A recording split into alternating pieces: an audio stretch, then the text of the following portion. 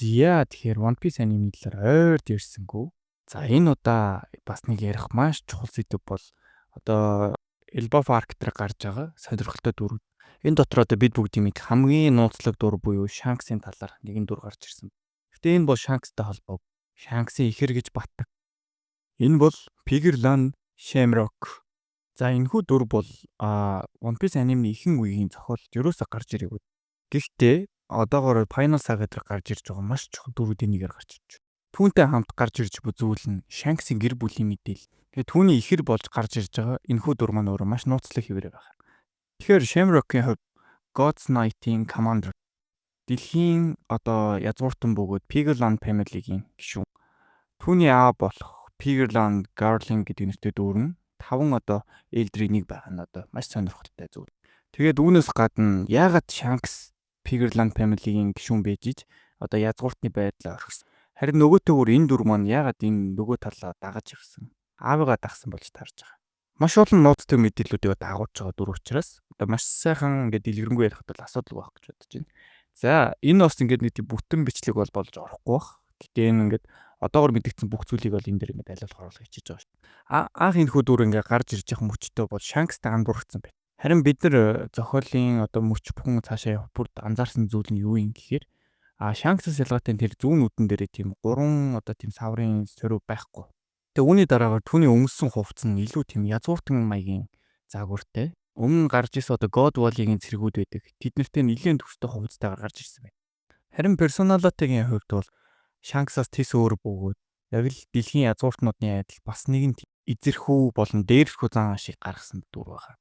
Яг л энэ хүзэл санаа нь өөрийнхөө ихэр болох одоо Shanks-ыг боддог бодол нь хэлсэн байна. Shanks бол тэнэг хүн. Тэр нэгэн өмхий доод ертөнцийг сонирхож өөрийн гэр бүлээс ургасан Marigos тухтаасан нэг. Яг л энэ одоо үзэж байгаа үзэл суртал нь өөрийгөө нэг арай нэг төвшин илүү мэтээр дүгнж байгаа. Бас маш сонирхолтой эсхүүд. Shamrock-ийн хувьд Elbaf Arc дээр гарч ирж байгаа нэгэн шалтгаан нь одоо Prince Loki гэх нэртэй Giant ханхуу God's Valley Knight болох гэж одоо урих гэж ирсэн байна. За гэтэл ерөөхдөө бол Loki-д бол энэ хүү одоо тийм хүсэл нь бол таалагдаагүй. Тийм учраас Shamrock бол ингээд одоо өөрөө хүчээр одоо түүнийг ингэж эсвэл харахад орж ирсэн. Одоо хамт одоо явсан нөгөө Gunko гэдэг нэртэй туслагатай хэл ингээд Giant-уудыг бол алах хамлаад одоо тэрнийг ингээд бодоо өөрсдөө хүртэл хамлсан байна. Тэгээ үүний үр дүнд юу болсон гэхээр Loki-г одоо Shamrock бол одоо өөрийн одоо цэрэг болгож дэлгүүлэх бодлоос бүрэн бууж өгөх. За тэгэхээр одоо үүний үр дүнд бол Loki лөө одоо энэ Shamrock гэдэг нэртэй одоо Shanks-ийн ихэд дүр маань өөрийнхөө хэрэгэлдэг зэвсэг буюу одоо Cerberus Sword гэдэг нэрт одоо энэ нөгөө урд нь бас өөр аркуудын үзчихсэн бол гарч ирсэн бас нэг юм хэсэг нөгөө зэвсгэнд одоо чөтгөрийн жимс идүүлж болдог тийм. Бас нөгөөтэйгүр яг энэ хэсгийг харсны дараагаар бол одоо интернетээр яваад байгаа нэг pan made одоо тийм теоринууд айгүй их байд.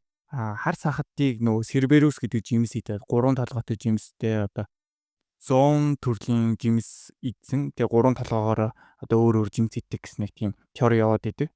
Харин энэ одоо дүрээр ингэж гаргаж ирж байгаа нэг зүйл нь юу юм гэхээр одоо тэр зэвсгэнд энэ чөтгөрийн жимсийг идүүлсэн болох нь тодорхой болж байгаа. Тэгэхээр Blackbeard-ийн талаарх теори бол эндээс хойш нэлээд өөрчлөгдөн гэсэн. За тэг өшөө мэддэг хүн байвал бас комментт орж ирээд энэ талаар өшөө дэлгэрэнгүй яриараа. Харин яг энэ мөчөд бол одоо Loki л нөгөө сэлмээ явуулаад тэгээд Loki-г ерөнхийдөө баг зоогоол орхиол дуусчих шүү гэл энэ хэсгийг. За тэгэхээр энэ үрээд энэ Shanks-ийн одоо ихэр болох Pigerland Shamrock-ийн бичлэгийг ингээд одоо үгээр дуусгацгаая. Ерөнхийдөө сонирхолтой дүр бол гарч ирсэн байна. Тэгэхээр одоо цаашдаа юу босхийг харж бай.